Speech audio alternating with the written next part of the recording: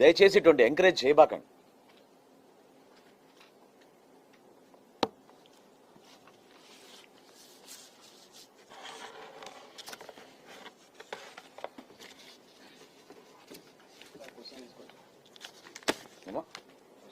Sure. ఈ ration డీలర్ల ద్వారా ration పంపిణీ చేస్తారు. ఈ రేషన్ డీలర్ల ద్వారా రేషన్ అక్రమ రవాణాను అరికట్టడానికి మీరు ఎటువంటి చర్యలు తీసుకుంటారు? మంచి పాయింట్. ఫస్ట్ ఇంకో నిన్న ఉదయం మేము తంబేసి రేషన్ ఇచ్చారు, సాయంత్రానికి లోడ్ ఎత్తి పంపించారు.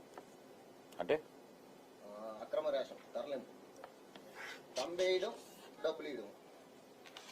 నెక్స్ట్ వన్, ఈ పోస్ట్ మిషన్కి ఎలక్ట్రానిక్ డివైస్ వెయింగ్ మిషన్కి ఇంటరాక్షన్ లేకుండా ఈ పోస్ట్ మిషన్లో మాన్యువల్గా ఎంటర్ చేయడం, వాళ్ళకి నచ్చిన తూకం వేయడం, ఇవ్వడం. ఇవన్నీ కొంచెం ఎవిడెన్స్ ఉంది అడుగుతున్నాను. తప్పలేదు. కొన్ని ప్రాంతాల్లో కొన్ని షాపుల్లో